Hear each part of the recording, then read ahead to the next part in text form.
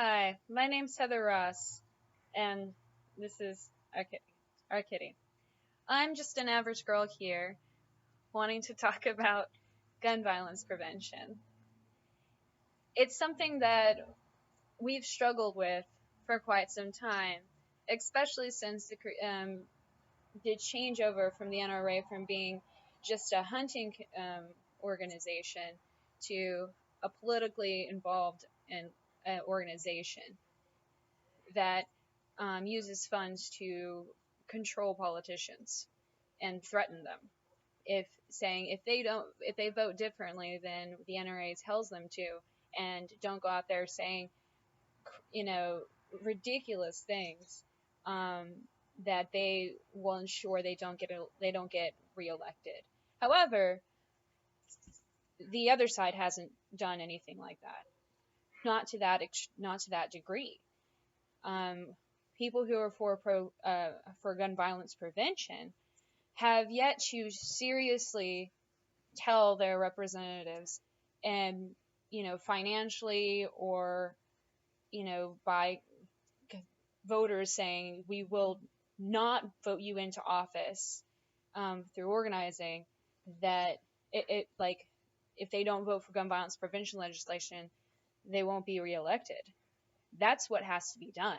You have to sit there and organize, financially invest at this point to show that if your representatives don't vote for gun violence prevention legislation or gun safety legislation, they're not going to make it to office. There's far more who support gun violence prevention legislation than there are who support no regulations at all, deregulation.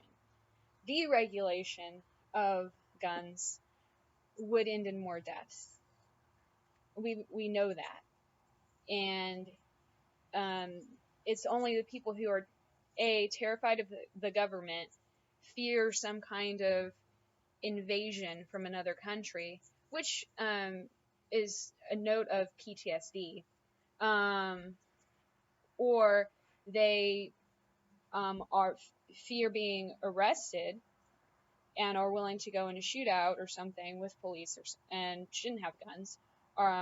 You have domestic abusers who own guns or get guns to use them against those who are their loved ones. But if you're up for killing someone or hurting them, do you really physically, do you really understand what love is?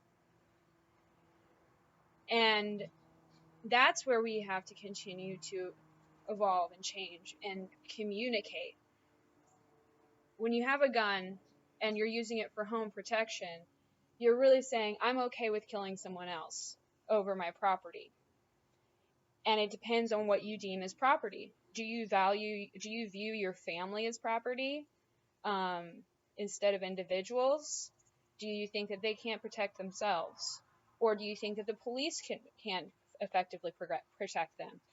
And for the most part, it tends to be white people who own home firearms to protect themselves from people of color in underprivileged neighborhoods coming in and robbing them.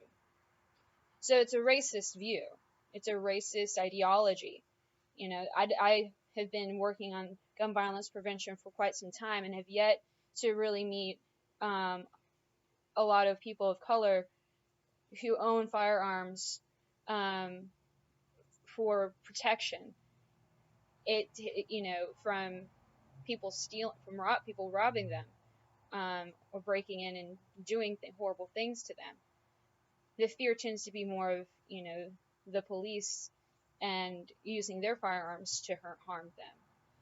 So if we increase gun regulations, we might be able to get to the point where our police officers won't have to have firearms and end up killing people. We just have to believe in that. More guns equals more deaths. Less guns equals less deaths and less violence. So if you believe in a safer community, a safer world, then you need to help do something to to get less guns on the streets. If you have any questions, you can contact me, or you can message, comment below. But it's time for change.